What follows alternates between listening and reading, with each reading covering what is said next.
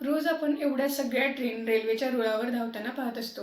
पण या सगळ्या ट्रेन कुठल्याही ॲक्सिडेंटशिवाय रेल्वेच्या रुळावर धावण्यासाठी महत्त्वाचं असतं ते म्हणजे ट्रेन कंट्रोल आणि सिग्नलिंग सिस्टीम. आता तुम्ही म्हणाल, हे मी आत्तामध्येच कशाला सांगत आहे? आज मी पुन्हा एकदा तुमच्यासाठी एका नवीन IPO बद्दल माहिती घेऊन आले आहे. तुम्ही भारतीय रेल्वेच्या ऑटोमॅटिक ट्रेन प्रोटेक्शन सिस्टीम कवच या या प्रोजेक्टबद्दल ऐकलंच असेल. याच प्रोजेक्टला सपोर्ट करणारी किंवा याच प्रोजेक्टच्या रिलेटेड बिझनेस करणारी क्वाड्रंट फ्युचर टेक लिमिटेड ही कंपनी आपला 290 करोड रुपयेचा मेनबोर्ड IPO घेऊन येत आहे. हा पूर्णपणे फ्रेश इश्यू आहे.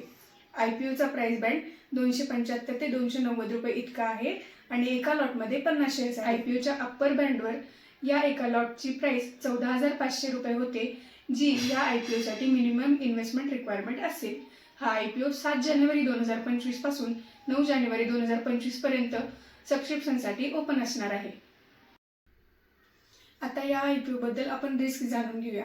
कंपनीला 80% रॉ मटेरियलसाठी 5 सप्लायर्सवरतीच डिपेंडंट राहावं लागते. नंबर 2, कंपनीकडे आत्ता सध्या एकच मॅन्युफॅक्चरिंग प्लांट अवेलेबल आहे. आणि नंबर 3, 2024 सप्टेंबर क्वार्टरमध्ये कंपनीने लॉस बुक केला आहे. तर आता आपण बघूया हा पब्लिक इश्यूमधून रेज केलेला फंड कंपनी कुठे यूज करणार आहे. नंबर 1, कंपनीच्या लॉंग टर्म वर्किंग कॅपिटल रिक्वायरमेंटसाठी हा फंड यूज केला जाणार आहे.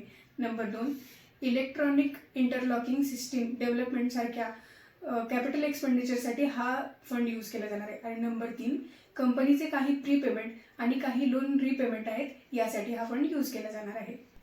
ही होती या IPO बद्दलची थोडक्यात माहिती. तुम्हाला व्हिडिओ कसा वाटला हे मला कमेंटमध्ये नक्की सांगा. तुमचा काय डिसिजन आहे या IPO बद्दल हेही मला कमेंटमध्ये नक्की सांगा. व्हिडिओ शेवटपर्यंत पाहिल्याबद्दल थँक्यू.